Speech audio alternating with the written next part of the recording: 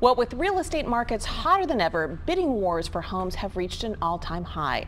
Now, it's important to weigh the options and decide whether or not it's worth overpaying for the home of your dreams. Jeff Shore is a real estate expert and author of several books, including Be Bold and Win the Sale. He joins us now to share valuable home buying tips. Welcome, sir. Thank you for having me. I appreciate it. So, we were talking a little bit before the show. Why is it maybe a little dangerous to fall in love with one home? Well, you know, right now we're just in this environment where supply and demand is just, it's out of whack. There's just way too much demand, not enough supply, and people who are, if you get too emotionally involved right out of the gate, you may not get that first home, especially in the lower price points. And so you may have answered my next question, but why are you seeing so much bidding these days? Yeah, well, you know what's interesting?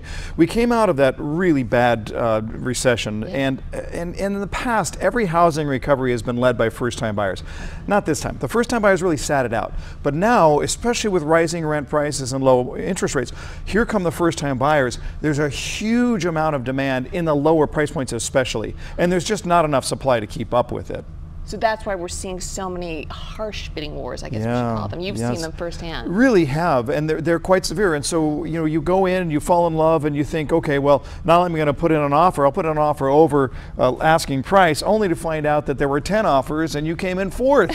So it's pretty frustrating, especially if you were really emotionally attached to that home. Which happened to you. We were It did. We're actually, my wife and I are thinking about buying a second home to be near our grandchild, and we put in an offer at $20,000 over list price.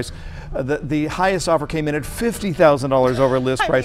We thought we were making an aggressive offer. We weren't even close. Yeah. So say you do fall in love, or you do really want one home. What's the best strategy to get it? Well, you're going to be wanting to work with a competent professional, with a realtor who can really give you the lay of the land and give you some sense of what's going on. But I think the best strategy is really to recognize that you may love that home, but don't get too emotionally attached. The chances that you're going to get, you should probably enter the market thinking, I might put in 5 offers or 6 or 7 offers by the time I actually get my home.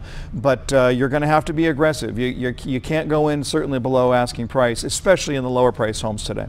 So don't go below, but if you go high, is that risky too? Or? Well, it can be. It's always best to consult with your realtor and to go in with an idea of this is going to be my top price. And then stay with that. We tend to get emotionally charged up, and then we're going to want to pay too much for the home. So determine up front what's in my budget, what's comfortable here, and then just try and keep the emotion out of it as much as possible. It's so hard. It really is. Hard. When you fall in love with that home, you want it. Well, sure. I mean, look, it's your home. You're going to be raising your family there, entertaining. You're already picturing your life. Yeah. Right. But I'll tell you what else makes it difficult is that we watch HGTV and then we come up with these false sense of expectations about what the process is going to look like. You know, and look, it's an entertainment show. It's good, but it's entertainment. You can't consider yourself real estate savvy because you watch a few episodes of House Hunters. Oh, now you tell me. Darn Sorry about that. So when is the time maybe to bow out of bidding, to know that you're in over your head, I got to bow out? Yeah, I think that probably the best time to do that is before you start the bidding. So go in with the idea, okay, we're putting in this offer. We may end up paying this much, but we're not paying that much. And so if you